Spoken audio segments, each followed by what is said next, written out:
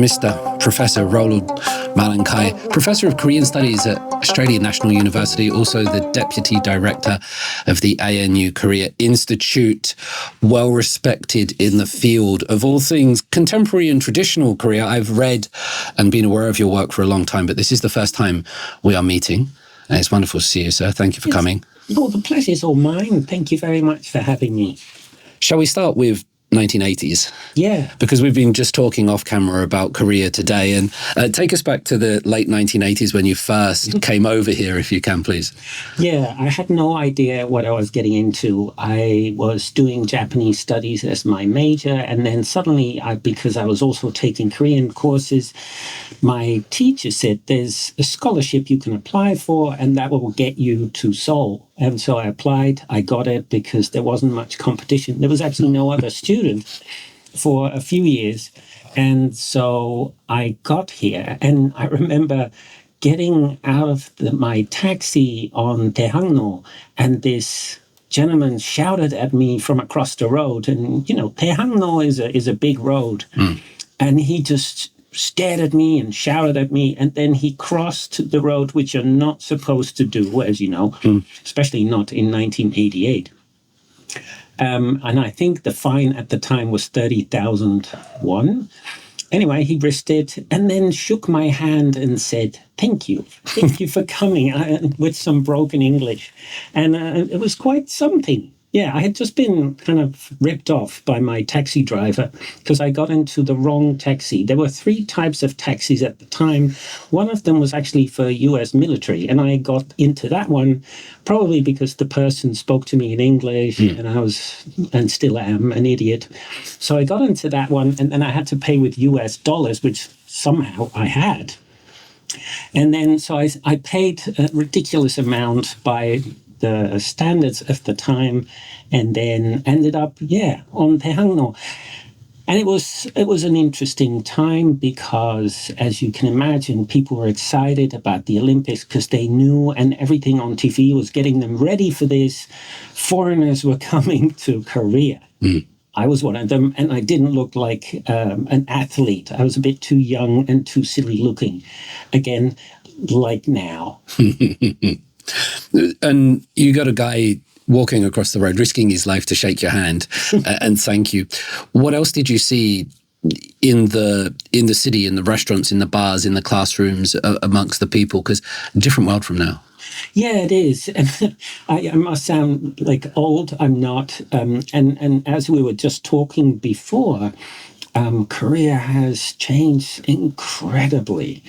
And it's not actually that long ago. But yeah, everything was simple and a bit messy, and the big streets were clearly being cleaned up. There were ads on TV on how to behave.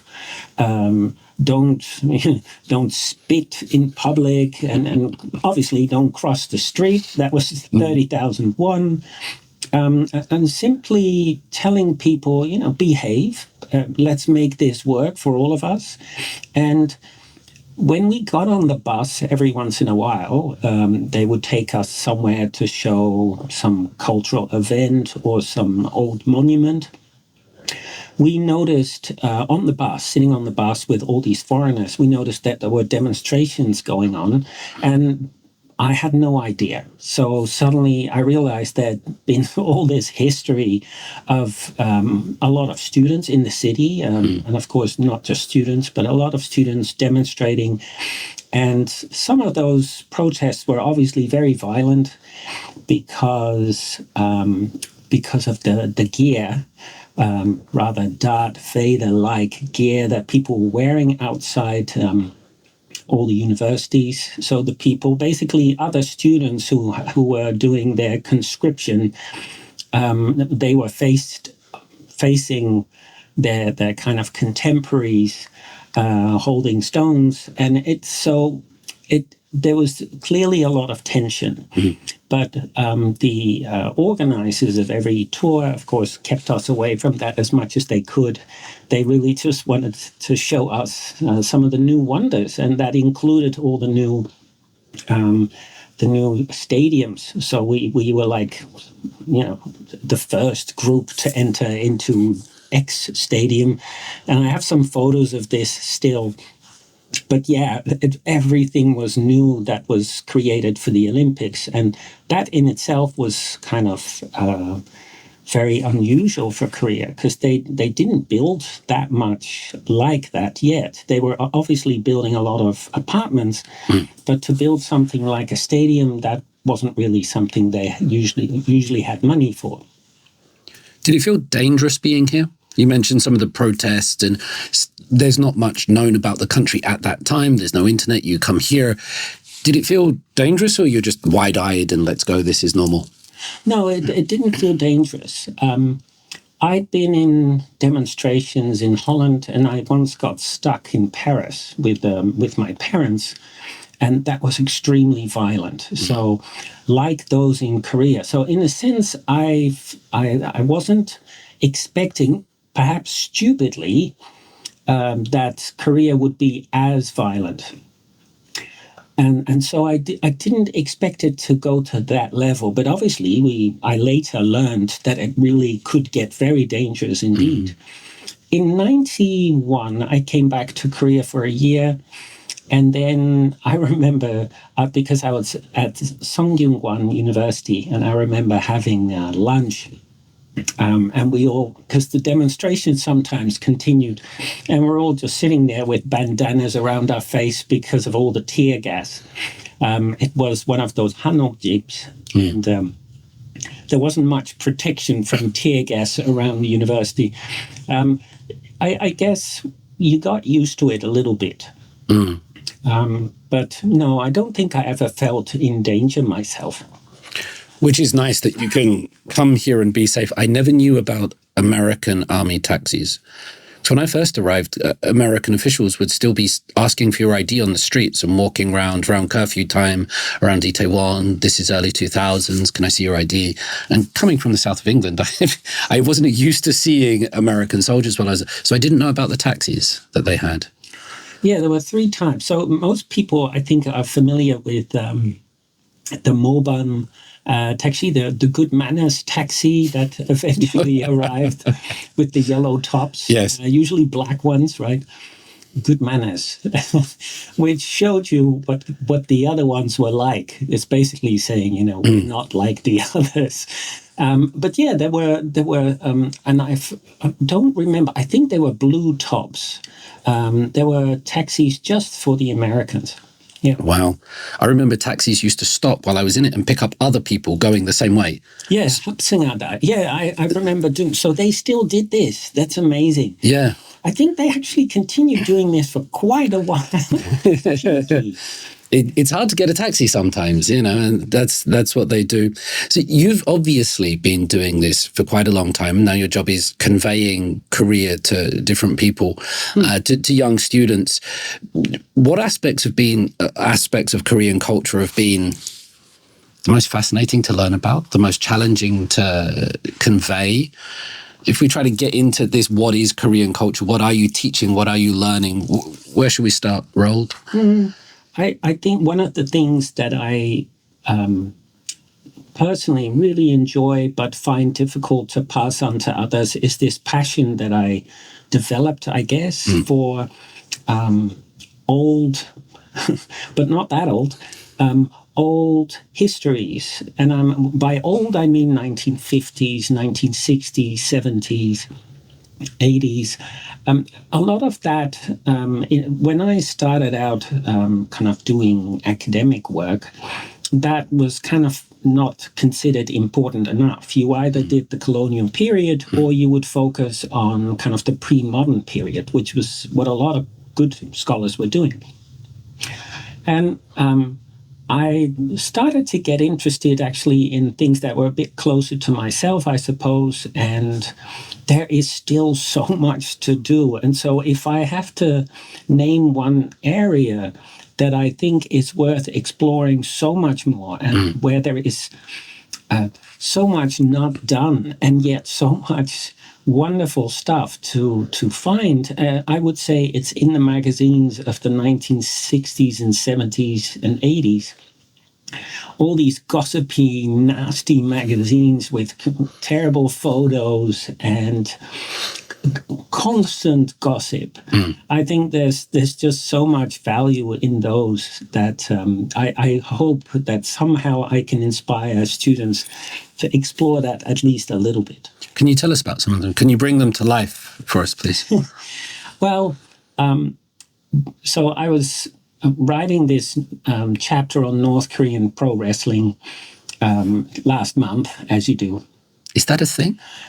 Yeah, so North Korea had pro wrestling a few times, and there is this fantastic history of pro wrestling in South Korea as well. And so there's this really interesting story where North Korea has actually, in a sense, tried to co-opt what South Korea was doing in the early 60s with the then kind of king of pro wrestling, Riki Dozan, who was born in North Korea, and make him in a sense, their diplomat of goodwill. Now, unfortunately, Riki Dozan passed away at the end of, I think, 1963. But the North Koreans still went on with the idea, and then eventually tried to organize big events. The first one was I believe, in 1995. And then again in 2014, the first one was, and still is to date, the biggest pro wrestling live event in world history. And that's maybe hard to fathom, but you can look it up if you like. It was in a stadium that is probably still the biggest stadium in the world. And it seats more than 150,000 people. It was full. It was also incredibly quiet because, as you can imagine, North Koreans don't really get pro wrestling. Just like me, I didn't get it until I started reading about it. Is pro wrestling, I'm sorry to interrupt, like Serum or like WWF? Am I thinking Hulk Hogan or Imangi? Think Hulk Hogan. Okay, wow. Yes. This makes it even weirder for me now. Very strange. Yes. So, I mean, it's hard to imagine what the North Koreans pulled off because they even got Muhammad Ali to come to North Korea quietly, but he was there. And then some of the other real kind of trophies of American WWF.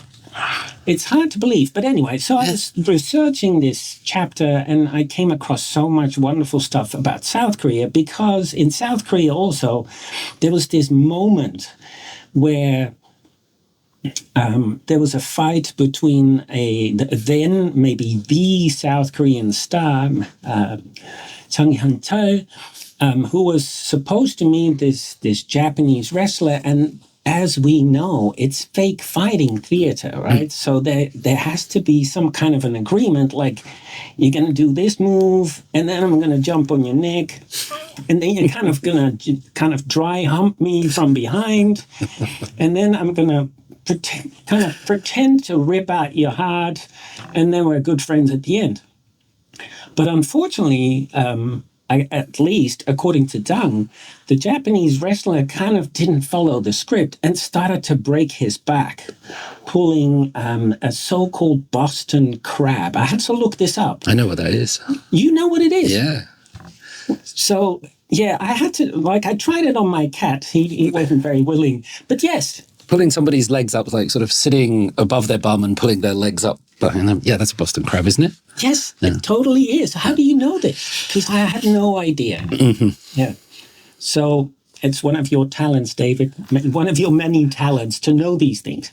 Anyway, so I looked into that. And then, so these gossipy magazines, they will go to people's houses and ask further questions about what was going on. And the problem was that when the Boston Crab was performed, Chung had screamed out to his corner, and several of his guys from his team had jumped into the ring and had, with bottles, believe it or not, and had started to attack the Japanese wrestler, or should I say actor. Yeah. And so the guy was seriously injured and had to be taken to hospital. And of course, the match was called off, and Tang had to apologize. And instead of saying, "Yeah, sorry, I got a bit angry because of this or that," he said, well, he didn't follow the script. And apparently, a lot of people in South Korea at the time were appalled. Like, what? There's a script? And I'm reading this thinking, come on, you know this. But apparently, a lot of people didn't.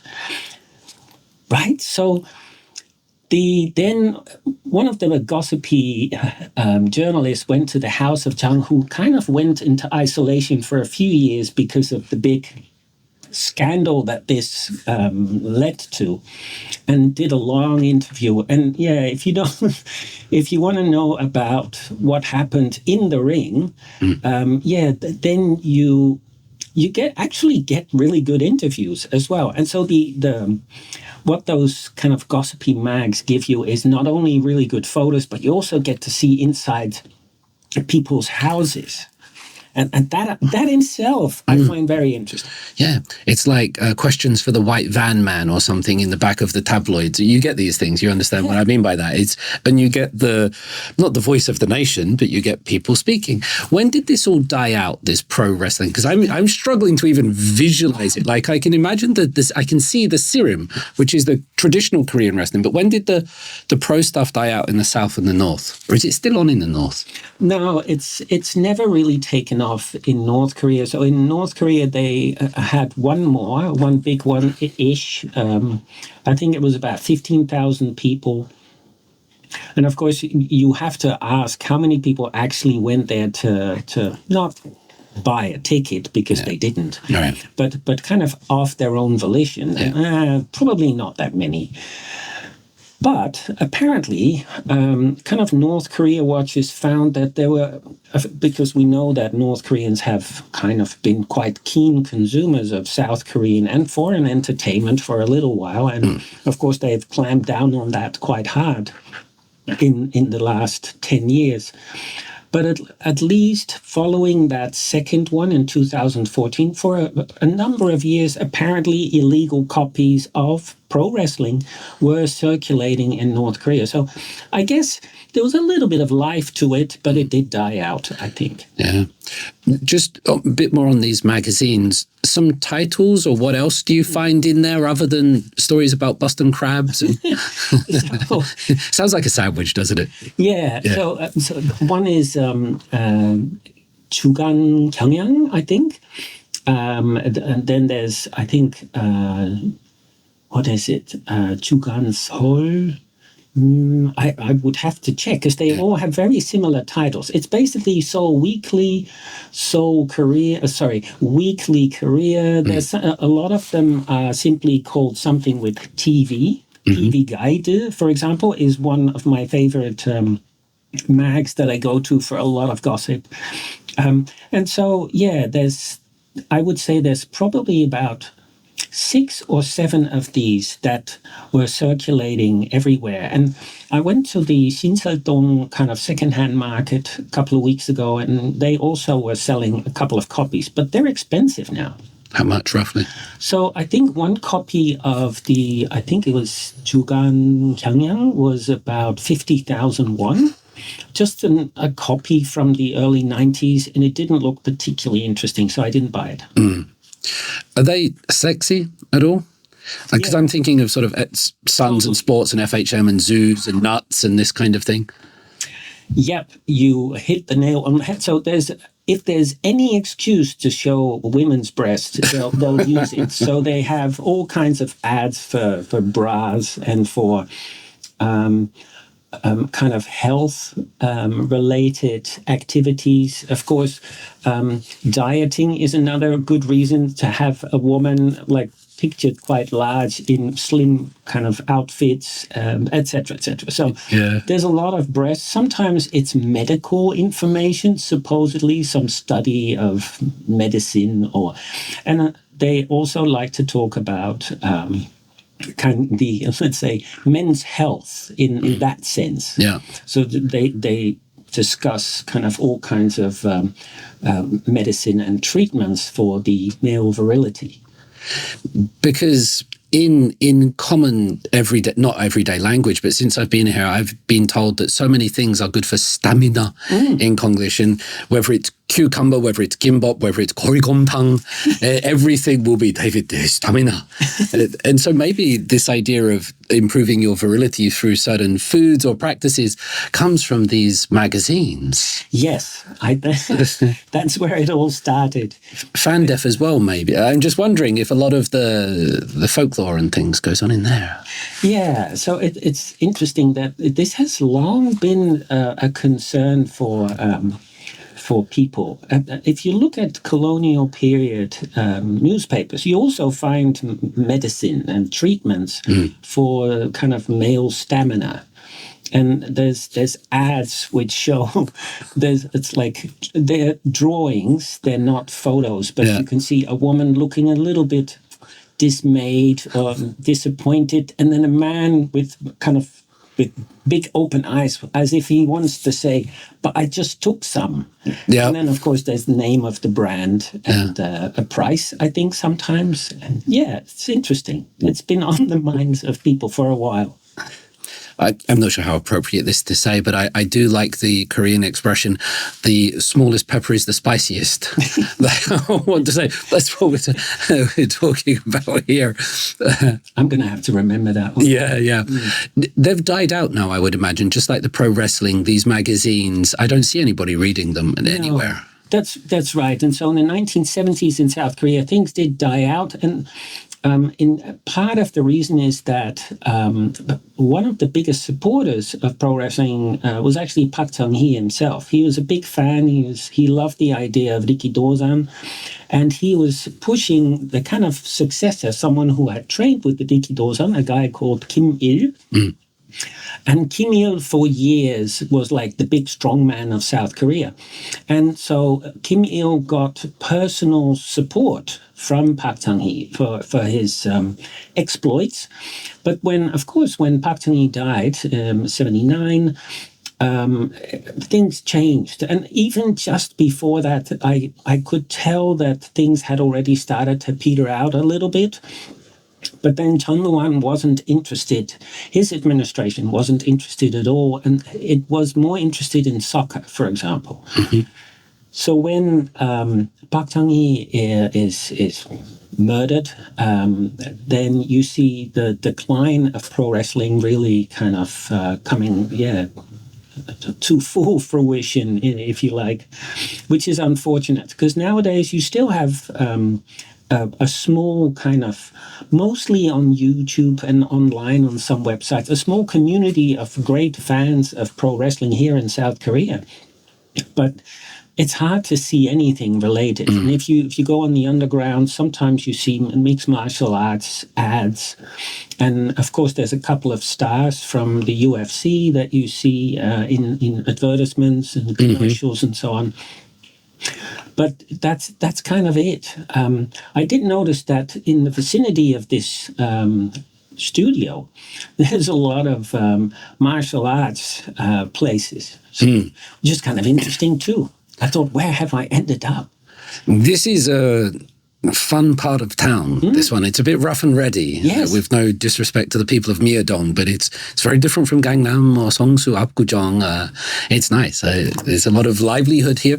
But boxing and hapkido and taekwondo, and it's done for children, of course, but it's also done as a form of fitness.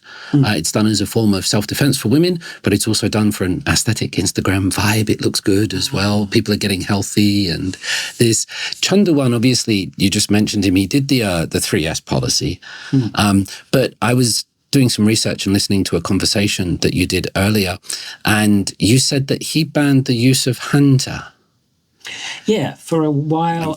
Might be putting words into your mouth here, but no, I never knew that. Yeah, I think so. The policy around hanja, so the Chinese characters, has constantly changed. Right? And so, he, for a while, he gave up on it and basically told people to just get on with stuff. Because I think still a lot of Koreans probably feel that it can slow you down, etc., etc. So perhaps it was like an extreme form of Park Chung-heeism. Let's be practical, let's get it done. This Bballi Bballi feeling, this idea. But yeah, I think eventually, thankfully, they kind of came back from that. But so another thing from the 80s I remember was that you could buy these big sheets of plastic that looked a bit like, what do you call these? Rubber mats, mouse mat, like Yeah, they look like a mouse mat. Yeah, that's right. So they had really big ones that kind of covered your desk, and they had all the characters on them. And we all bought one because they were kind of nice to look at. They were plastic, so you could spill stuff on it, and it was a nice way to just kind of check all the characters. So they had about 1,600 or 1,700 on them. And I haven't seen them since, but that was still there at the time. What interested me about that is it made me understand my wife and her sister a little bit better when they struggle with Chinese characters, because their father, he knows them all, and my two kids are pretty good at them now. And I see this missing bit, and I've been looking at my wife going, you've got a PhD and you're struggling with these. And now it makes sense, because it might not have been in the education there. No, I think there's a time where it really was kind of cut. Yeah. And really forcefully cut. And yeah, that's a lot. It's interesting, isn't it? Yeah. What I found interesting going through your work, Roald, is the exploration of Korean history and Korean heritage and the things that aren't Korean history, sort of like the real things that happen, these magazines, these wrestling, and then the image that's presented to the world and the stories that Korea tells about itself. And both of them, are valid and they both exist, but you sort of explore the differences between these two. Yeah, thank you. I think that's actually what I find very interesting, that there's the presentation of your own heritage, and that can be very different from how you actually feel about your own heritage, your own culture, and what aspects you really feel strong about. And I think this is something that is quite hard to study and understand, because obviously these are big words and there's so much involved.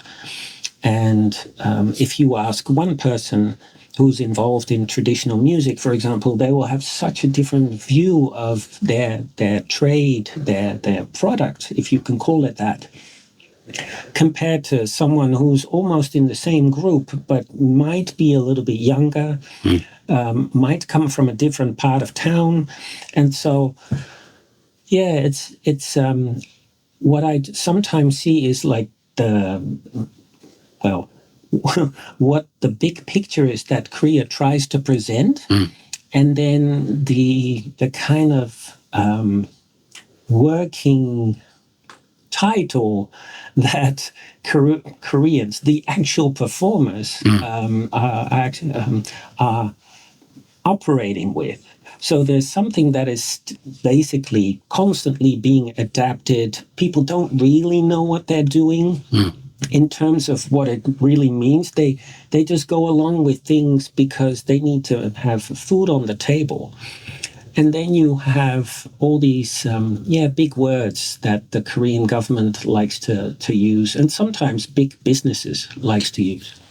What kind of words do you mean? So there's, of course, the prefix K with a lot of things. But before the prefix K...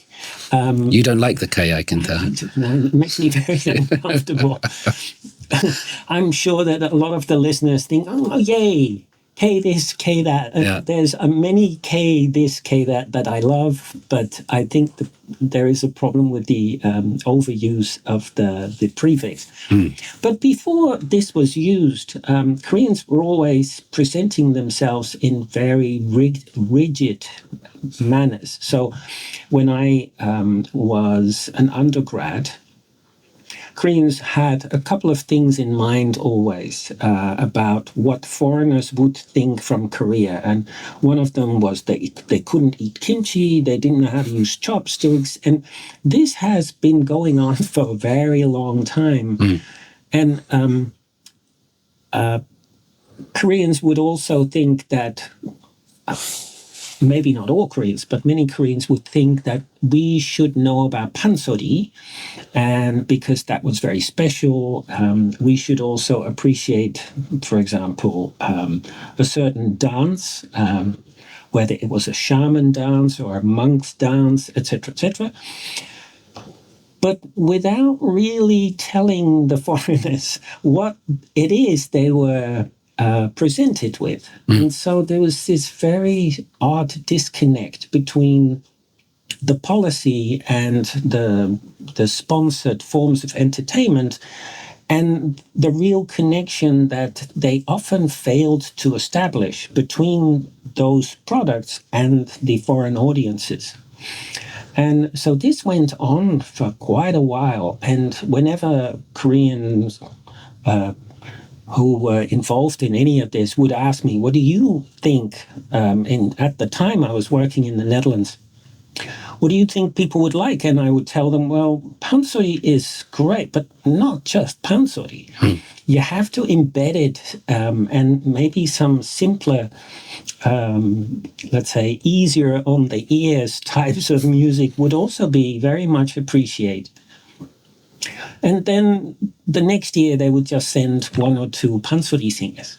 So there was not always a very good connection between the audience and the product. What has been lost through all this? By the way, just on this heritage, I learned 2 days ago that Berlin techno culture was put into the UNESCO Intangible Heritage List. And I love that because like in Korea, it's the Jeju Haenyeo divers and this mask dance, and Germany put in Berlin techno culture. But what I love about that when I learned it was that's real. Yeah. You know, there was a lived culture that's braved and, you know, people were aware of, and it's not fabricated. And I'm not saying these things here are fabricated, but when I saw that, I thought that's brilliant because what it's trying to preserve is not something necessarily nice, although there's nothing wrong with Berlin techno, but it just made me smile for the reality of it. Totally. I'm smiling now thinking how did they pull this off? But yes, exactly, because it's a lived culture. Yeah. And one of the things that I was just saying that bothered me is that I was talking about foreign audiences, but Korean audiences are just as resistant to traditional forms of art as foreign audiences are. And I see the same problem there. So, and this is not me criticizing the Korean government because I think they've done a wonderful job overall preserving their traditional arts, much better than a lot of other countries, certainly much better than my own country. But I think they could still, with all the money they've invested, I think they could still sometimes do a better job promoting their traditional arts to the people. But there is always... and I think this is something that that I realized in the 1990s, not so much the first times I went, but in the 90s, I started to realize that Korean culture here in South Korea doesn't really like old stuff. And I'm someone who was dragged from secondhand market to secondhand market by my parents.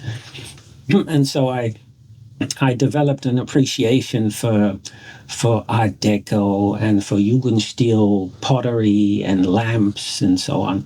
Yeah. For nice, pretty vintage things. My mum had an old Volvo Amazon, and I was driving her old Saab that looked like a water drop.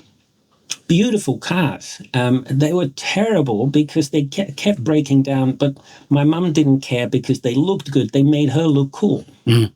And I could not but agree. And so I think her longtime boyfriend, so the story is that he totally fell in love with her because of the cars. And I probably would have done the same, not with my mum, obviously, but with someone else. So now when I'm in Korea too, I wish I would see more vintage. we have neutral, right? This wave of products that's come up in recent years where people get to use modern technology, but in a form and shape and a kind of with a tactile experience that takes you back a little bit to the days of old, maybe the 60s and 70s or something.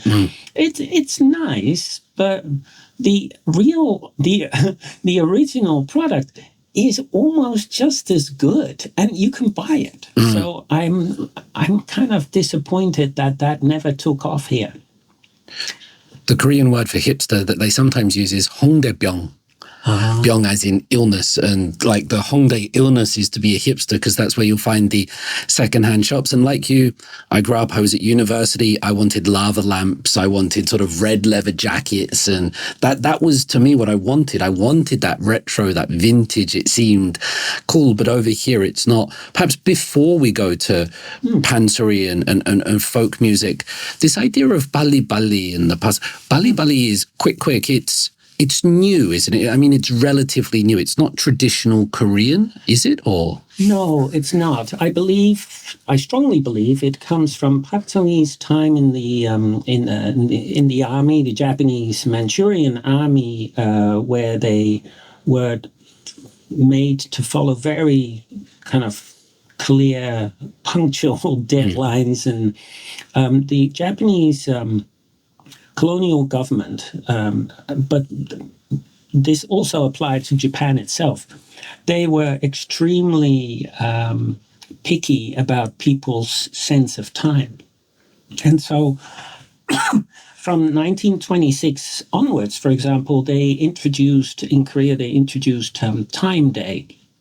So, 시의 기념일. So, a day to not only kind of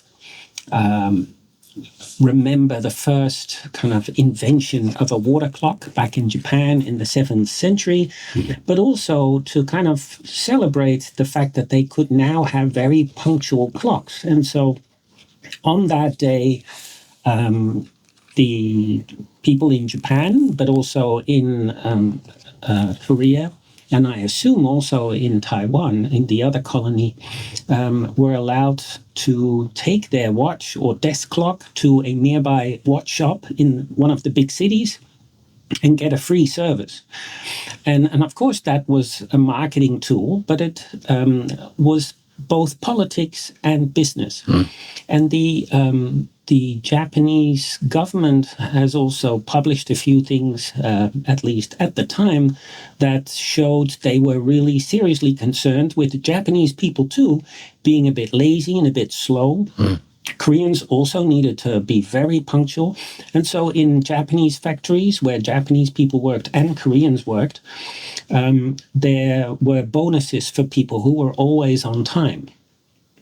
So Pak Chung-hee, among others, but certainly he had the power to kind of establish the same idea of punctuality. So I think he was the one to push for let's go and get things. This famous thing, 하면 된다.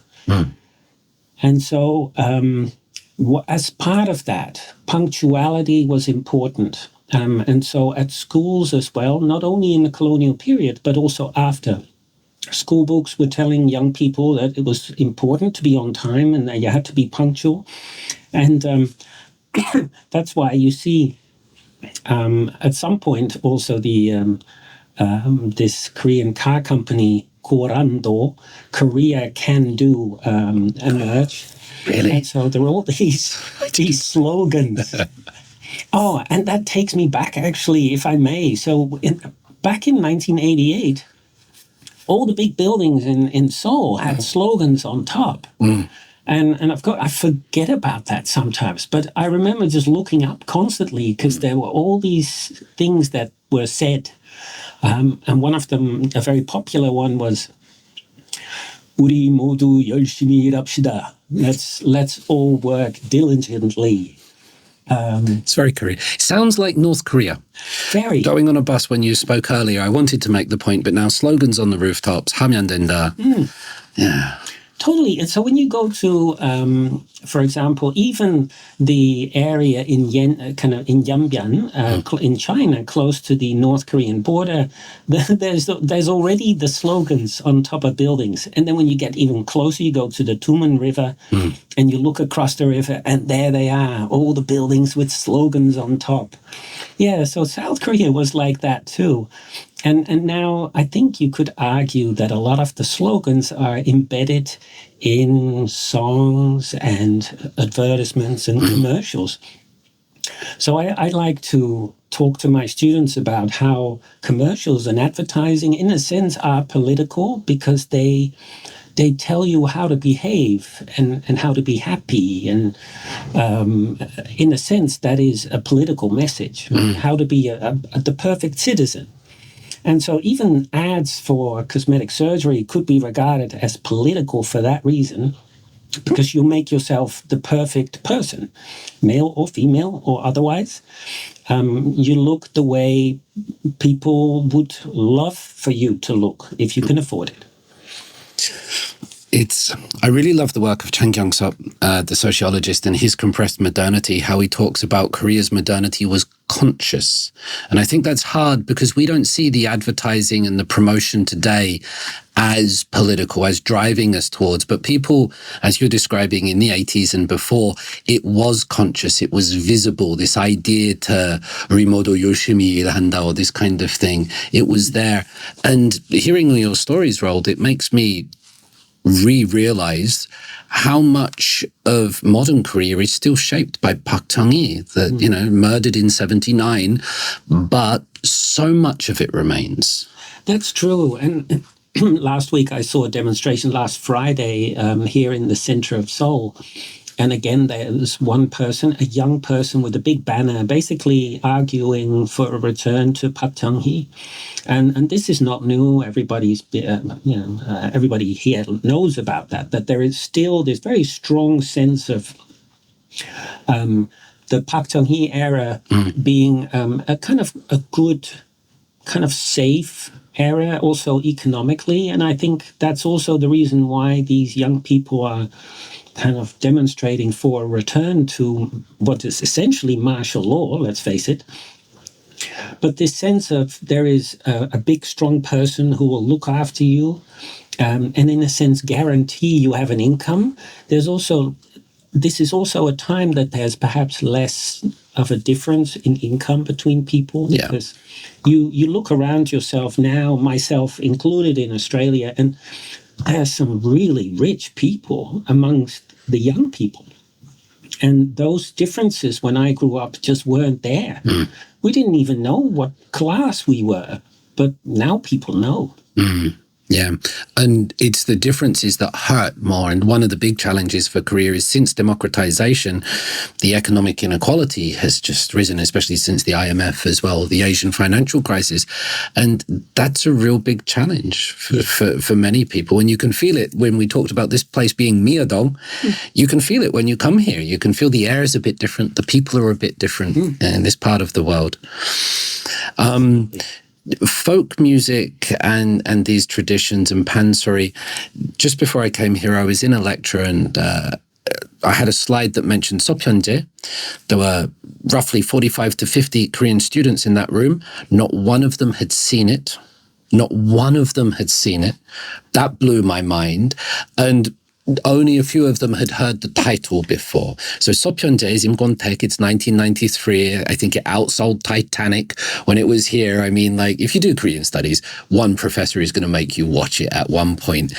Here is a 50, 20-year-old Koreans, and none of them had seen it. And I asked a few, like, you sure you haven't seen it? She was like, no, professor. I don't know what it is. Stop asking me. That blew my mind, actually. It made me feel old. Oh, totally. Yeah, I'm the same. Last year, was it last year? No, this year. Earlier this year, I was teaching a course on Korean language. And I asked my students, oh, by the way, who's seen Parasite, which happens to be quite a well-known Korean movie, I think. I believe it won a small award. Yeah. One person had seen it out of a whole class of, I think we had at the time about 50 students. One person had seen it. And so this is, to me, it's very interesting. And it's not a complaint. I think young people simply don't go and see movies that much anymore. I think this is kind of a general issue, right? It's not just Korean cinema. However, the new minister of, what is it, tourism, culture, and something else, I think he's right when he says there is a problem with the funding system of Korean cinema that's been applied for a long time. It needs to change because a lot of filmmakers simply cannot apply for funding because they want to work with streaming services if they get the chance, but the law currently says, no, it has to be in a cinema, which is not always where you can find an audience. Right. And so... yeah, I think some things have to change. He also said we need more stadiums for K-pop concerts, and I cannot agree more. This morning I was trying to get EXO tickets for myself. Ticket, I should say, not two, because I like to talk about myself in the plural. The royal we. The royal we. That's when the king goes to the toilet, I think. That's right. But yeah, it's hard. It's actually hard. There's very few stadiums. And so I was about to click pay, and then I checked the venue again, and it was like, oh, it's even behind the international airport in Incheon. And I thought, nah. I'll leave it. But yeah, this is, so we need to rethink, I guess, cinema as a form of entertainment has really changed. And so, but it's a pity because some of the greatest stories, as you point out, Seopyeonjae is one, Parasite is a fantastic story. Some of the greatest stories are movies. And it's not the same on a smartphone. And you can... So you can have great audio with headphones, etc., but it's still not the same. And I don't, of course, I sound like I'm really old, but I still really enjoy going to the cinema. And even my son, who's 11, we now go quite regularly. And he hated it at first because he has the attention span of a 2-week-old puppy. Someone who plays Roblox. Yes, totally. Yeah. And yet he also realized it's actually very nice to sit comfortably on and have this massive screen in front of you with really good sound and kind of be forced not to have another screen with you. It just is quite special. It's the same with theater. Live theater or live music, any concert. When I sit in a cafe sometimes here in Seoul and someone who can play the guitar really well just comes up and starts playing the guitar, it's wonderful. Yeah. And you cannot replace that with earpods and any of that. I didn't know you're an EXO fan. I like EXO. It's one of my weaknesses. I also like the Wonder Girls, which perhaps I shouldn't. I like aespa. Yeah. Yeah. I really like Dirty Work by aespa. I thought that was a really, sort of subdued, I don't know, it sounded, it avoided many, aespa do some good tracks. I like some of them. But I thought Dirty Work was very, very interesting. It was just very monotone and there's no big pop. It was just that, and I liked it. Yeah. I'm not a big K-pop listener, but there are some songs that are just really clever and well put together. Yeah. So sometimes my students ask me, so what do you like, Roald? What do you listen to? And, well, usually I listen to kind of, slash that wrist, British suicide rock, like Radiohead and so on, because it's pretty. It's just really pretty. But Mark Hollis, yeah, stuff like that. It's quiet, it's depressing, it's beautiful. However, sometimes some of these K-pop songs, they're so well put together. The melodies are fantastic. It's cheerful, quite often very cheerful, which is nice, especially when you're in a traffic jam in the most boring city in the world, which is where I live, in Australia. And still in a traffic jam, which shouldn't even be possible. then it's lovely to have some K-pop. Yeah. It brings me closer to my daughter as well. And, we teach it, so we have to be aware of it and listen to the songs and know what's happening. Let's jump to, I tried getting there with Sopyeonje. You have done work on the folk music, the traditional music, the pansori. And can you take us into that world a little bit, or how you see that? Yeah, thank Please. you. I really... You've written a book on this, though, I guess. Have. Yeah, and it was actually fun to write. People said, well, that was quite a long while after you did your PhD on the same topic. Didn't it get boring? And honestly, it didn't, because of the people involved. Every time, and even today, when I meet a folk song singer I've met before, they're very down to earth. They're hardworking. Their simple sounds negative, but they're simple in a good way. They don't play politics, or they don't want anything from me. They're very straightforward, straight shooting. They work really hard. They're smart. And so with all those things, I always feel comfortable being around them, because you know exactly what you can expect from them. They're very straightforward. So I can also be very honest with them. And so every time I did an interview and a follow-up interview, and there was one very kind reviewer of my book on folk songs, which is about the Korea's central folk song traditions. This reviewer said, Roald clearly followed up with a lot of people constantly. And indeed, but partly because I felt kind of obligated to just go and say hello, because they helped me so much. So I would go in and say hello, and then they said, have you had lunch? And then I would have lunch again. And then you'll hear something extra. And sometimes I would maybe just go in and to give them a bottle of wine I brought from Australia. And then they say, stay around, so let's open it together. And then, so over the years, I got a lot of very helpful comments, and a lot of that then went into the book, which, in the end, I think was okay. Yeah. For the listeners, can you give us when you talk about folk music like this, a time frame, some names, what it sounds like? Because it probably doesn't sound like Radiohead. So can you bring it to life a little bit for us, please? So, thanks, David. Put me on the spot. So, sing it for us, Roald. Yeah. So I started learning a little bit with Park Jun-young, who is or used to be the main student of Ian Kwan, who is still remembered for being this fantastic, very talented singer from Seoul. And he could do a lot of different styles, with a very high pitched voice and a very low voice. But one of his specialties was folk songs from what are now North Korean Pyongan and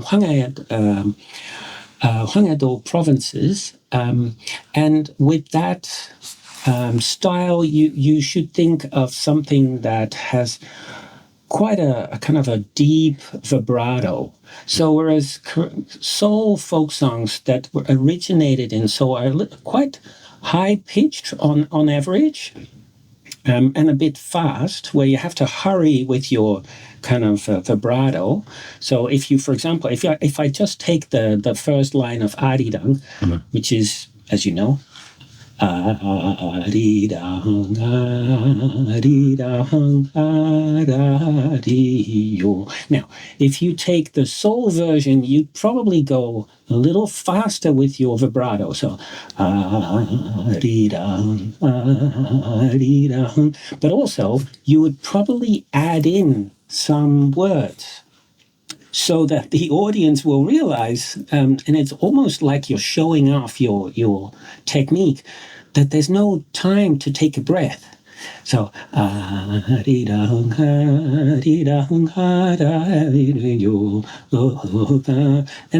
the Sodol Sori variant, so the northwestern variant, is rather deep, and it has more of a so it's like you're taking your bucket into the water, and like you have to hold it up very slowly, and so and it goes quite deep, and then there's this release because finally the water has reached you, and that can make it very melancholic, the northwestern variant, whereas the soul variant, and maybe that's because it's soul, it has to be a bit light, a bit fast, a bit entertaining, show off your talent. So it kind of makes sense to me, and it was quite wonderful to always sit in these classes. There was not much I could record about it because my main interest was in how people were teaching, and who the hell would want to have a career in folk song singing. Obviously very talented, wonderful, smart people who could do other things too, but somehow just fell in love with it. And I think not many people study Korean folk songs, but there is still so much that can be said about it and can be explored. So I hope other people keep doing this kind of work. I think I'm myself moving away from it a little bit, but I'm still very interested in some of the more narrative songs, like there's one called 장대장 타령. In my book, I focused a lot on the ritual of Pebeni, which is a fantastic story that makes fun of the aristocrats. It makes fun of shamans. It makes fun of Buddhists being hypocrites. And ultimately, it's like this picaresque story. It makes people who have nothing really feel good when you listen to it. It's a very long piece, and it's very much like pansori. And 장대장 타령 is a bit like that.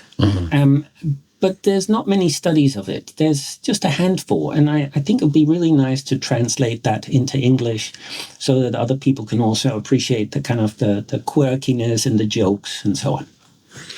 I wasn't expecting the wonderful, not only the rendition, but the explanation. That was genuinely brilliant. Oh, thank you. Going through this more, is there a minjung aspect to the folk music? Does that apply? Do you have any thoughts on that? Yeah, so the minjung movement came up, I think, in the late 70s, but it was really behind the kind of democratization movement in the 80s.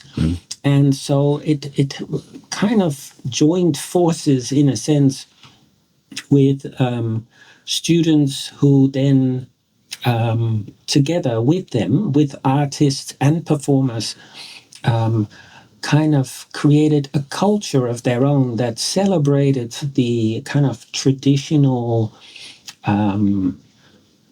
let's say, simplicity of life. So the Minju movement wasn't really against modernization, but they wanted it to be on their terms. And they were worried that the government was kind of trying to just, in a sense, usher it away and replace it with something quite Western and maybe American.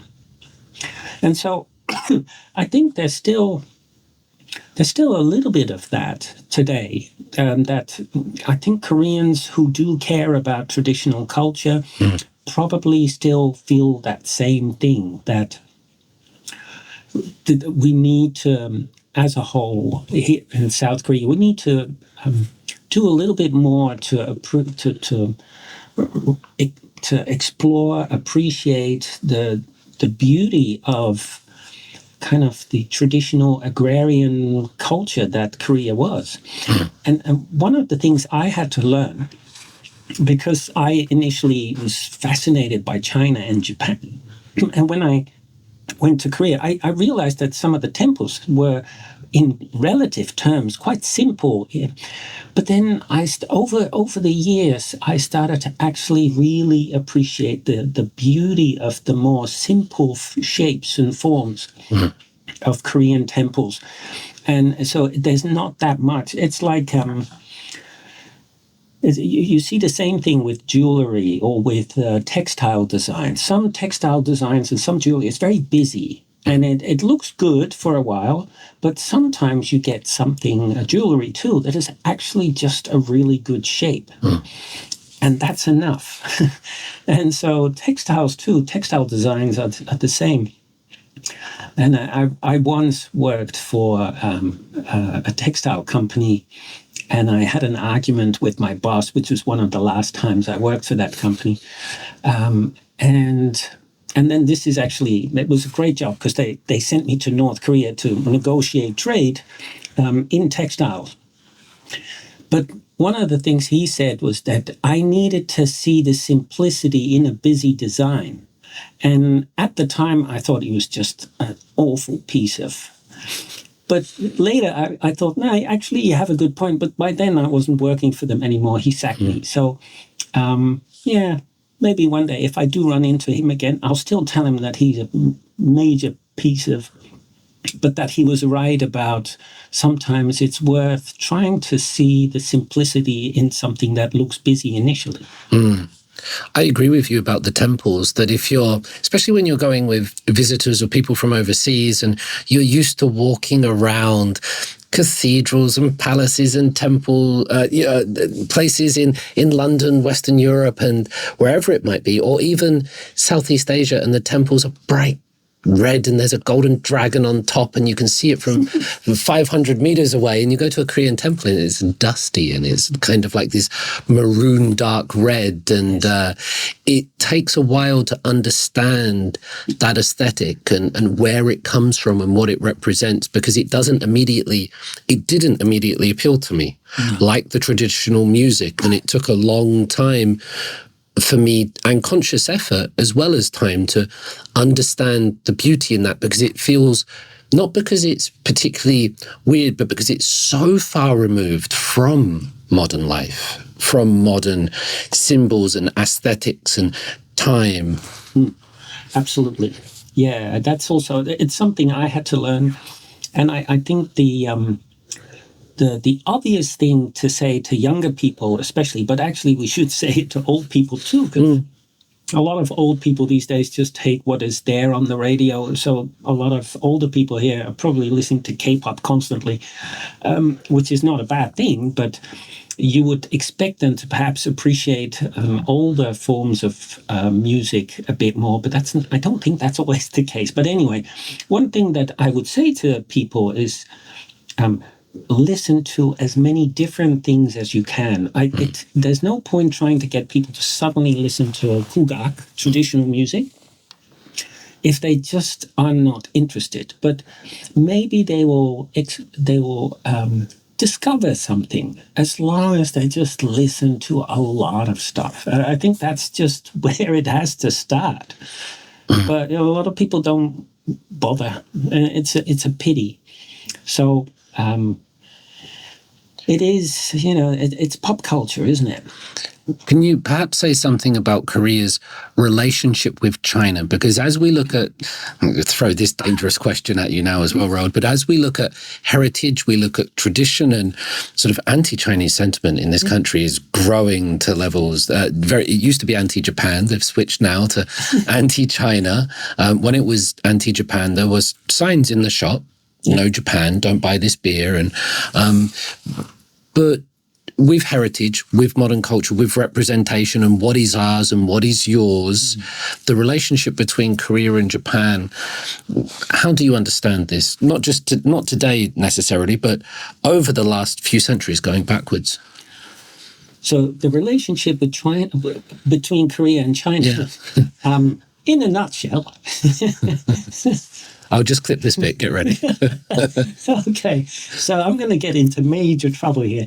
They're all lovely people. But seriously, I think there's always been a fascination amongst Koreans for China. I still think there is, actually. Yeah. And you couldn't not be fascinated. So, but of course, I also understand people who have real concerns about what China is trying to do, their interests in taking back Taiwan, and their willingness to use force. I can understand people's concerns that they're very active in the South China Sea. So, and of course, then there's the infiltration of institutes, sometimes alleged, sometimes proven. And so, yeah, I understand people's concerns there, and I'm not arguing that people shouldn't be concerned. But at the same time, I also think, I tell myself, just look at what China has done other than that. And then I don't actually see that much aggression at all. And that, I think, is important to keep in mind, whereas other nations have maybe shown quite a lot of aggression, even though they are the ones finger pointing. And so I think it's important to keep in mind that China has not been aggressive that much. Maybe here and there they have, but on the whole, I think there's a lot of reasons to give China the chance also, and to give Korea the chance to collaborate more, because we need to, I think. And I'm also speaking on behalf of Australia here, which has a very uncomfortable relationship with China, where people are concerned. At the same time, we really rely on them for a lot of business. And so I hope they can somehow find a way to work together more. But yeah, the fascination, I think, has always been there in Korea. And so I was just reading up about the relationship between China and Korea in the late 19th century, just a few days ago. And so just before the kind of colonial period, the then administration, they were devout followers of China, which they saw as the only real civilization. So they didn't know about the world. Yangban weren't the biggest travelers at all. I think merchants and sometimes the functionaries, people who worked for the government as interpreters, for example, they traveled a lot more than the Yangban did. And but the Yangban therefore had this idea that, well, the top of civilization, that has to be China, because they have so much. And I think for a while they probably held on to that idea, especially when the Japanese colonized Korea, of course. And so, there will still be some people, because that sense doesn't just disappear. I'm sure that still now there's a number of people who feel that China has kind of the top, in like the summit of culture. But yeah, at the same, I understand people's concerns. It's a difficult time. I wish it was different. There used to be, me too, Heidi Lau is incredibly popular here at the moment. Hot pot, so popular. It's posted all over Insta. My students going there all the time. Cost an arm and a leg. Heidi Lau is a Chinese hot pot. It's a franchise. And in China, it's very cheap. But here, incredibly expensive, but super popular. Of course, I love the movies and the music and everything that comes out of China. The pop culture is wonderful. I wonder if I can try to get you to say anything about Chinese influence on Korean culture. So you were talking about that before, the colonial sort of, the fall of the Qing dynasty and things like that. But we were talking about temples and pansori and these kind of things. How do you see the relationship before modernity between these two things? Because that's also a little bit sensitive in how you approach that. But how have you understood that? Yeah, thanks. I think a lot of the developments in the late 19th century were, in a sense, very mixed, and not as, let's say, Chinese dominated as perhaps they would have been just a few decades earlier. when pretty much everything was measured by this Chinese culture yardstick. Then when the Japanese start to kind of pick up this idea of forcing them to sign this, what is now often referred to as the Kanga Treaty, I think, what is it, 1876 or something, and which basically allowed the Koreans, or forced the Koreans, to trade only with Japan initially, and allow the Japanese kind of safety to walk around Korea as extraterritorial kind of citizens of Japan. I think that's when things just radically change. Now, pansori and folk culture in general, I think, always had this role of intermediaries, in a sense. Because if you look at some of the folk stories and the performance art, there is actually a lot of Chinese in there, and so I think those who would, because that was something that the aristocrats would happily pay money for. Not everyone, of course, could read. Most people couldn't. And so I think there was a small group of Gwangdae, so the pansori singers from the south, who were able to kind of engage with that kind of body of literature at least a little bit on the surface, enough so that the rich, if you want to call them that, although they did lose a lot of their wealth later on, the rich could think, yeah, that's kind of my culture, and they would be quite happy to be associated with that. So that's why when you look at the text of a lot of even folk songs, but a lot of the art of traveling entertainers and professional entertainers, including some of the giseng, some of it is really well developed and quite Chinese also in terms of topics and references that they make. So, but then, as I said, when the Japanese come, I think things just changed so quickly. And I guess what we could say is that that pace of change hasn't stopped. Where right now it's 2025, in a sense, it's constant, this rapid change. And so one thing you could argue is that it started then. It started when the Japanese came, and it hasn't stopped.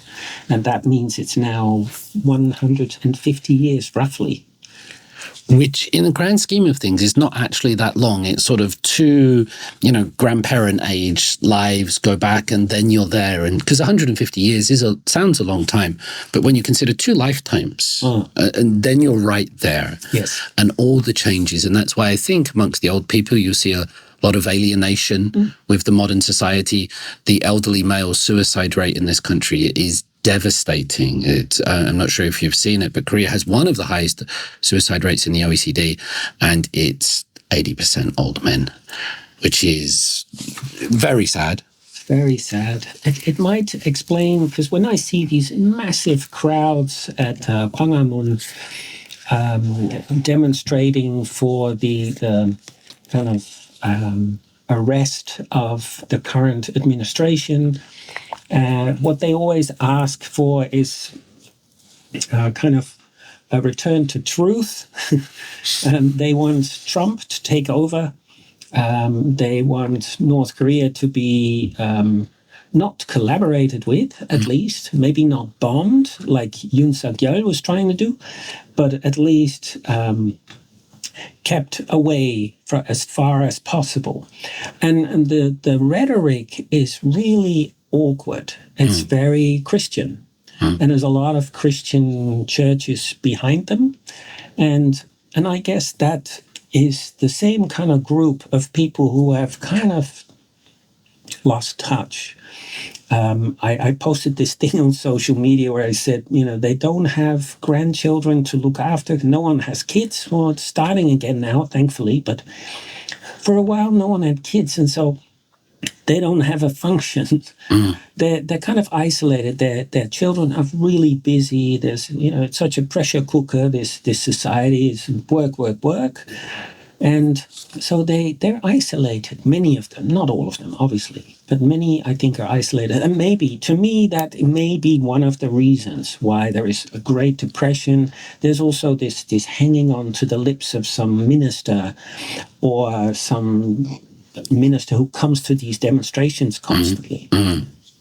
That's a remarkably sympathetic approach, but I think worthwhile, because we're all a product of culture and environment and driven to certain things. Have the martial law, the resulting protests, the political turmoil, when I say it like that, it sounds outrageous. On the ground level, there wasn't too much change.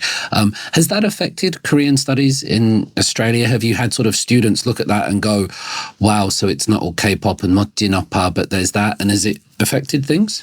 Oh, yeah, that's very interesting. I do think it has affected the image a little bit among some of our students who are really keeping up with what's going on. But as I'm sure is the case elsewhere around the world, most people come to academic programs, Korean studies programs, to get a bit of a whiff of Korean culture, usually the pop culture part. And they don't dig that much, which is also why we see, and when I speak to colleagues kind of from the US as well, not really colleagues, but peers, they say the same thing, that they get a lot of students who are interested in a little bit of this, a little bit of that, but they don't actually go and do graduate studies, which is, of course, it's something I really regret. I would love to see more grad students picking up magazines from the 1960s and 70s, please. I'm always the only one sitting there at the National Library. I could use someone to have a coffee with. You know Jacko, don't you? He'd be well into that. Yes. Yeah. He would be. Yeah, so he's also a fellow collector. He has these wonderful collections of comic books from North Korea. And I've been going through his writings because I need to learn about them. But yes, we need more people like that. We need a lot of young people to explore even their own culture. It doesn't have to be Korea, but to go back a little bit. You don't have to go too far.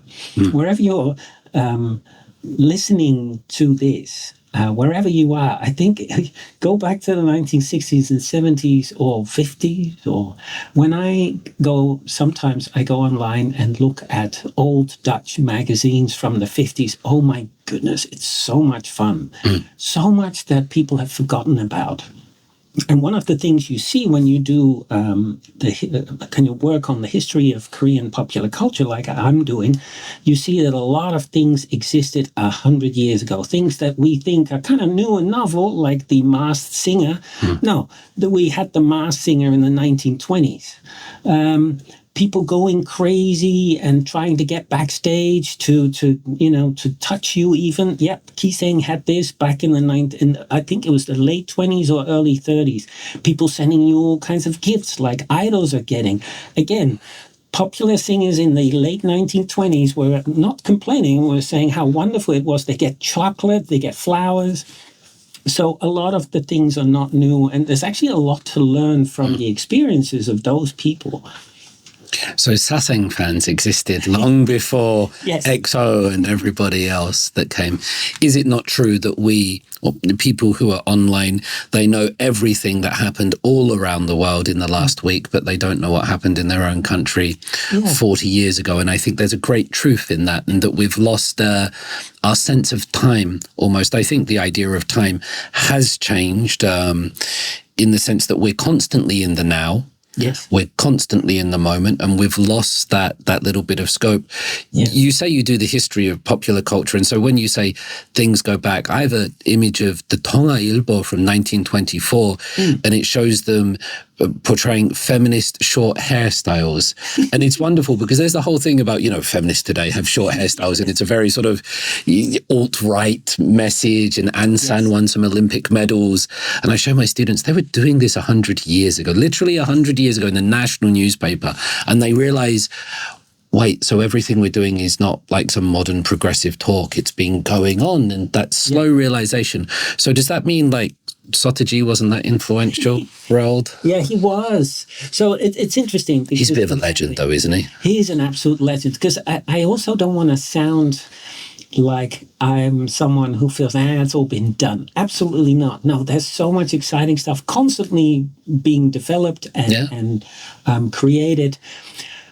But if you want to learn about human nature, I think that we can. There's actually a lot already there that we can kind of take cues from and that we can explore.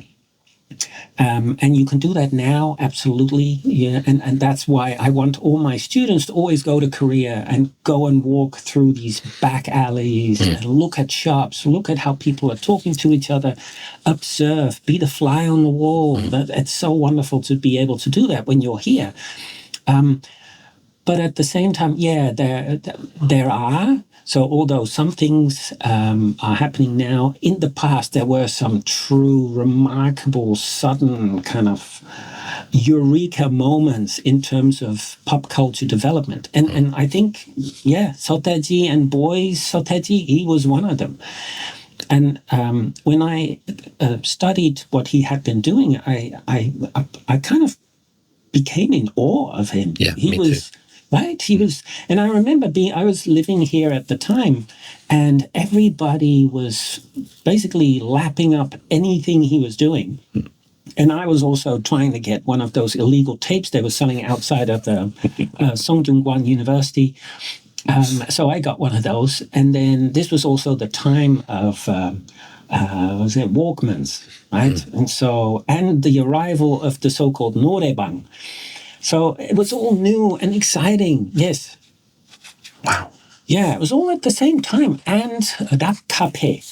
So the rock cafe, where all you did was order one shitty Coke, and then you could sit there for 3 hours watching MTV. That's basically what everybody was doing. So you'd order a Coke that after about 2 hours, it was really nasty because it wasn't real Coke either. Yeah. Anyway. Norebangs came in the 90s.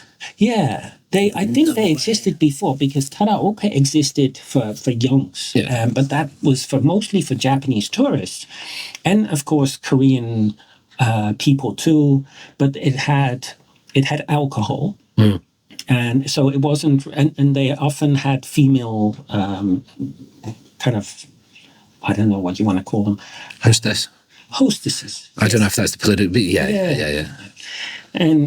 And so you wouldn't take your kids there. Right. But then the norebang arrived in the 90s, and it sounds like to me, it feels not that long ago. And then suddenly they were there, and we all went. And so I think the first norebang probably came up around, and I have to guess now, I would say around 1990.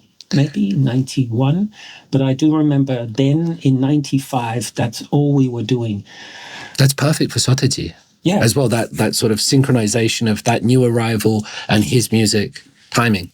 Totally, because now I was staying with this Hasukji family, and every time they had anything to celebrate, which was basically every Friday night, they would say, Roald, and all the other students as well, let's go. Somehow they weren't into it for the money. I don't know why, but this was a wonderful place where I have wonderful memories of.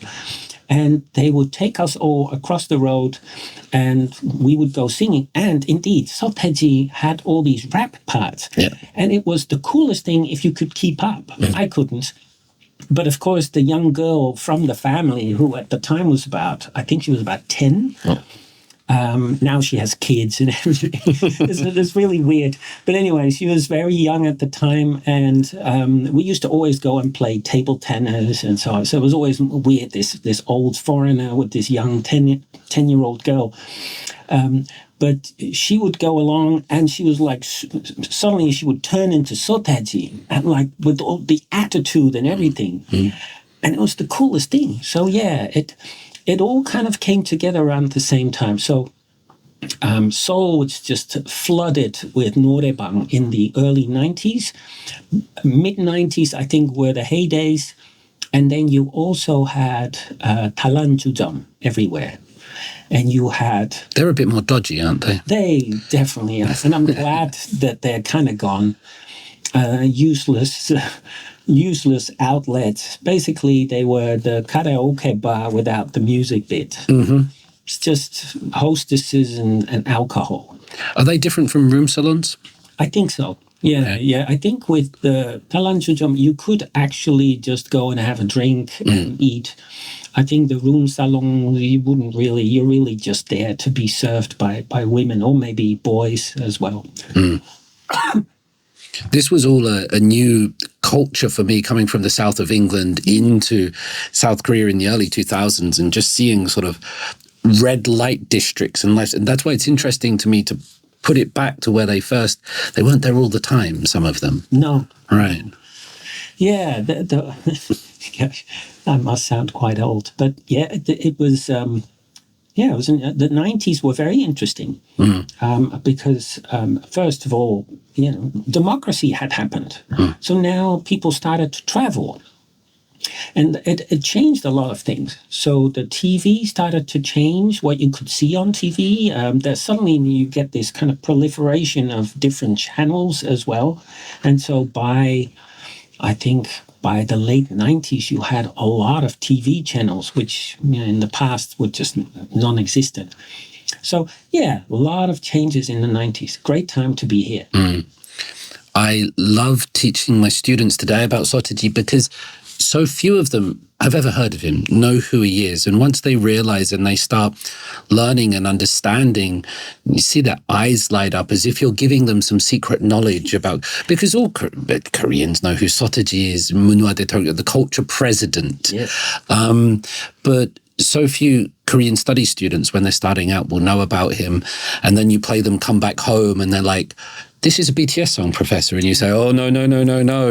And it's a really nice way for them to get into how it all started, because you can't imagine on SNS how many people will attribute the start of something to a third generation K-pop group or EXO or BTS or something like this. But you go back and you find Sotaji and you realize what a legend this man was, who when television stations told him you can't go on TV dressed like that, he said, well, in no uncertain terms, well, fuck you, then I won't go on television. Yes. And you must change the lyrics to your song. And he said, no, I will not change the lyrics to my song. He was a proverbial middle finger to the culture and to the government, and people lapped it up. It was quite rebellious, really. Yeah, and so I wrote this article on him, and I found that there was this other article written about him in which it was argued that a lot of parents were afraid of him and thought he was the worst influence on their kids. But that was not my experience. Because in public he was actually well behaved. There were no drugs, sex, rock and roll, none of that. None of those antics were there. The marriage scandals came later. He got in trouble. Yeah. That's right. Yes. But yeah, I think ultimately what the parents saw was, his music was a little bit out there and the dance wasn't their thing, but he didn't misbehave at all. So I think maybe Korean parents were okay with him because, and that's the thing with K-pop too, I think we often forget that the people sponsoring all this fandom are parents. So I often say that the biggest fans of K-pop are parents. And I made this comment once at Kentucky, of all places. It's a wonderful place, of course. But it's quite far from where I live, and I happened to be there. And there was this wonderful lady who was there because her daughter was a big fan. And she says, oh, totally. And then she gave me all these anecdotes about how she would go with her daughter, and she loved going to Korea, and she was telling all her friends, she says, I'm the biggest fan. And of course, that's an extreme example, but there are a lot of parents who like K-pop because their kids... They're doing something that is kind of safe. It's positive. It might not always make them feel happy about their own self-image, but that's something that a lot of K-pop idols and groups have started to address as well. Love yourself is a very strong image, a strong message. And so I think in general, yeah, I think the parents are the people behind it. Doing this podcast, you will not believe how many people that have listened and read my articles every week in the paper are, for want of a nicer word, middle-aged women who have fallen in love with Korea and are just trying to grab onto information and things like this. And it's immense, and it's a good thing. COVID was huge. The amount of people that sort of tell me and contact me, I found it during COVID. And it's so amazing how for Korean studies, for Korean popular culture, it owes so much to this sort of global pandemic tragedy, this horrendous event that now we've kind of forgotten about, that there's huge rise for Korea. It was a huge boon for it in what at the time seemed like it might be a disaster. But wow, so many people found it. Where, maybe just sort of drawing this a little bit towards the end, where do you see the challenges for Korean studies and as a professor of this field and young students? And one of my great quips was, today's army will become tomorrow's aunties. And will culture move on? In 20 years, we'll be talking about Indonesia or Vietnam. How do you see the field, Roald? Yeah, thanks. I hope not, by the way. I'm very positive about this country. Yeah, I think so. Initially, I thought, and I wrote this myself as well, I thought this is probably going to blow over. And one of my first pieces on Hallyu was, when the wave ripples, I called it. And my idea was we might see a Thai culture wave, and I called it tidal wave.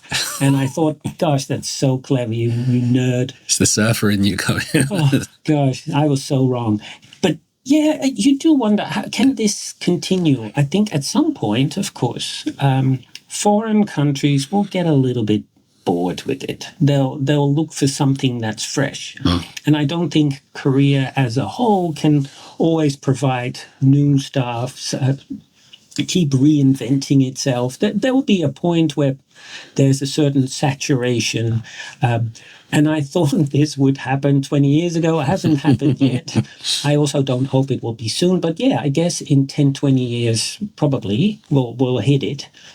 And I'm not sure where next. So this morning I was actually giving an interview, or not giving an interview, but I was interviewed by an Australian journalist who was asking me about all these nations that are trying to copy the model of South Korea and what I thought of this. And I responded that it's very hard to replicate.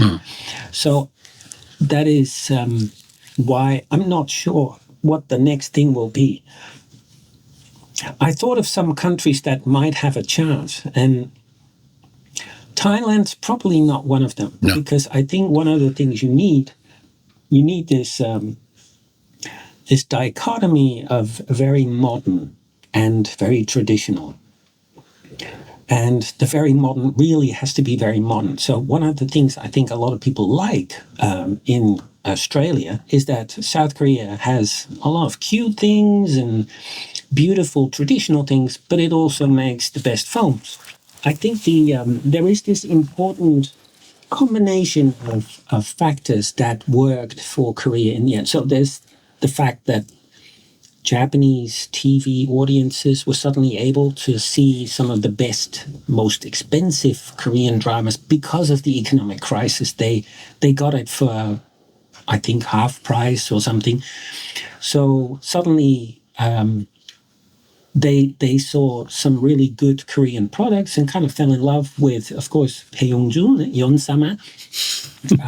You have a country that is considered politically safe. It's not an aggressive nation. It's not Japan. It's also not China. It's not America. It's kind of this country that prides itself on always having been run over by other nations instead, and having no history of aggression. And of course, some historians have said, actually, if you go back 2,000 years, then this village was pretty violent. Vietnam, Da Nang, and there are some stories here. Indeed. Vietnam is probably the most recent example of that being a bit of a myth. But it's certainly something that has helped with Hallyu, I think. And then there's a couple of other criteria. very hard to, and they're important. So if you think of other nations that might have that very interesting combination, because I see those as well. If you look at the turn of the century, so late 19th century, when everybody in Europe was going nuts over Japanese culture, it was for similar reasons. And so Korea, in a sense, is also kind of profiting from a similar set of criteria. Then I think maybe Taiwan would be next. Taiwan has a lot of those features as well, and it's a beautiful country. It has very unique food. Of course, it has Chinese, which isn't as unique as Hangul. Certainly not. Nothing is as unique and beautiful as Hangul. They have traditional Chinese there rather than simplified Chinese, don't they? Yes, they do. There's some uniqueness to them. There is uniqueness, and they speak very beautiful Chinese. I'm told by my wife, who is Chinese. And so there's a lot of people who appreciate the Chinese style Mandarin, if you like.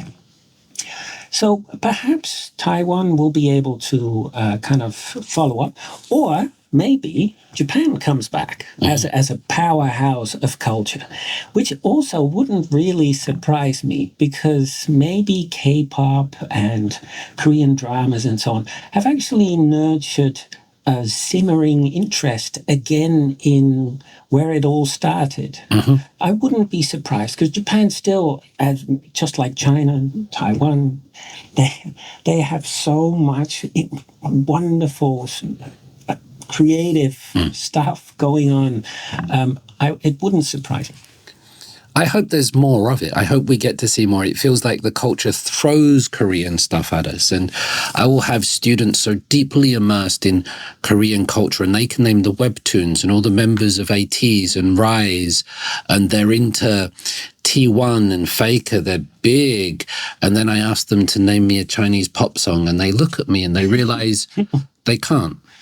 And that's really interesting to me, how technology and firewalls and culture and ideology is really throwing Korean stuff at people. And that's really good for this country and Netflix, but it's not always throwing stuff from other parts of the world at them. Did you watch the Taiwanese movie, I get the name wrong now, The Pig, the Snake and the Rooster? No. The gangster movie from around two years ago? It's beautiful. Blew my mind. It's got one of the most outrageous scenes involving a religious ceremony that I've ever seen. So try to find it if you can. Yes. Maybe watch it with your wife. But I think it's called something like The Pig, the Snake and the Rooster. And it's a fantastic movie. If there's anything we've missed, please do tell us now. As well, some recommendations, Roald, some things, and it can be related to Korea or anything. It can be sort of British rock music that makes you cry. Yes. Thanks. There's one thing I want to say, because I worry it's going to be forgotten. Yeah. And it's so minor that listeners are going to be, why did you pick that one when you had the chance to say something interesting? You picked that one. Well, here it is.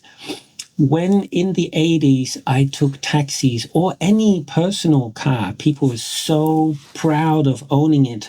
All the seats were covered in plastic. And I've never seen it since. So when I came back in 91 for a year, I did have one car that still had some plastic, but most cars had kind of given up on the idea. And it was so interesting to kind of be zipped around Seoul in plastic cars. It showed how precious cars still were. Anyway, that's my most important point. Lesser important, I think, is what I really enjoy. I think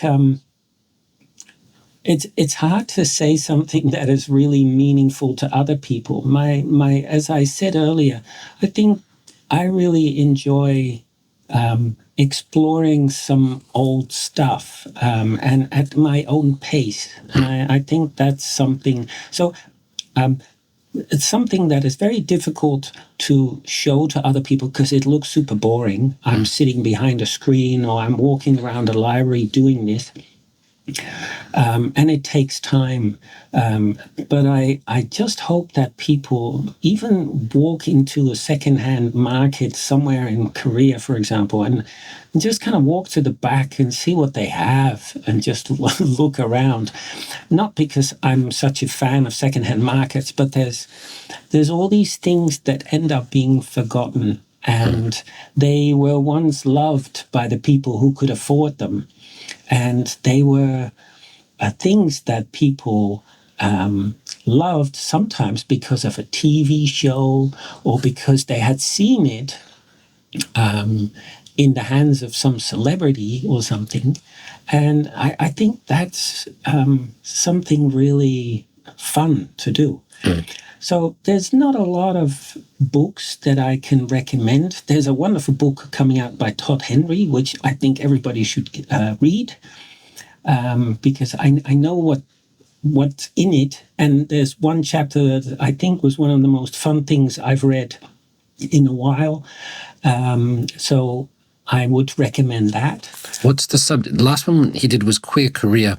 And I think I got in a bit of trouble because I said it was hard to read. It was very academic. Yeah. His style is quite academic, but not that there's anything wrong with that, I should say, but yeah. Yeah, I couldn't write like he does. His vocabulary is probably 3 times as big as mine. But what I read recently was, so it's about taxi drivers, female taxi drivers. So nice. Really interesting.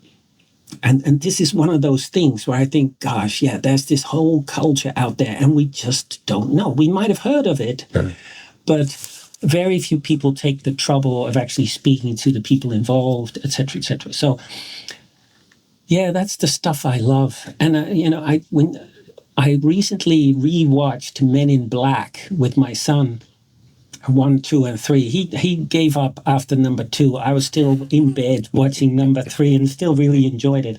And one of the things they do when they need good, reliable information is they go to these crazy magazines where, some alien has landed and stuff, and they go, here we go. And they rely on that. So I like to think of myself as doing the same thing. Yeah. Even if your son has lost interest by the second point. Yeah, he was back at Roblox, I think. Yeah. There's one thing about taxis that I found interesting. I'll give you 2 little points of language that taxi drivers, certainly 15, 20 years ago, always understood the word Schumacher. When you wanted to get somewhere fast, and my Korean wasn't always as good 15, 20 years ago, so if I wanted to get somewhere fast, it was 빨리빨리 Schumacher. And they understood the word Schumacher as in the German Formula 1 driver, Michael Schumacher. They understood it as, I will go fast. And I thought that was a really interesting way of communication between the 2 languages. I learned this one today from my friend Christoph Truter. Did you ever come across the word kek from Pepe the Frog? It was this sort of there was this green frog that people used to support President Trump. And there's a whole culture of itself that I don't really understand. But I'd seen the word kek before, K-E-K, which was related to that. That apparently comes from k-k-k. Because in the StarCraft community online, people would write k-k-k as a way of laughing because it was dominated by South Korean players and watchers, and that got taken and made into kek. I don't know if this is true, but I read a couple of reports on it today, and that blew my mind. I was like, wow, there's really kind of Koreanization of the Western world. Yeah. The k-k-k got made into that. That's amazing. Had no idea. Never heard it. And it might be completely wrong, but I read it today and I thought I'd give that to you. Jang Gi-ha did a wonderful song called K. And it was all about how he because he doesn't use, I don't think he's ever used any English in any of his songs, Jang Ki-ho. He's a wonderful artist, but he did a song called Ke, and it was essentially a reggae song based around a 145, but the whole premise of it was he sent his girl this message that he'd been working on for a long time, this really kind of funny, witty response, and she replied with just one Ke. And that upset him so much that how could you just send one Ke back to me? I like sometimes sending Ke, and then intentionally a Tizzard, and then a Ke to say, look, this is how Korean I am. Roald, you've taught me a lot, not only about Time Day in the 1920s, but also the arrival of noraebangs. And you said the word whiff, and I haven't heard that in a long time. So you're welcome. Thank you very much, sir. It's an absolute pleasure. Yeah, I hope my own whiff doesn't hang around too much. But yes, it was an absolute pleasure. One last thing I say before I cut this record is you've done something that I don't think hardly anyone in 116 episodes have done, is you address the listeners regularly. That was quite cool. If I were a listener, I would appreciate if someone suddenly said, well, hey, I don't know about how you're feeling right now. Maybe someone is lying in bed, or they're having a bath, or making, I don't know, trying one of those Korean stamina medicines, or maybe doing all three at the same time. All three at the same, and sitting in the back of a taxi as well. Yeah. Now, in that case, I think it would be quite fun to hear the person interviewed actually recognizing the wonderful work you're doing. So, listeners, whether or not you have trouble with what's in your pants, thank you for listening, and we'll speak to you again next time. Goodbye. Brilliant. Thanks, David.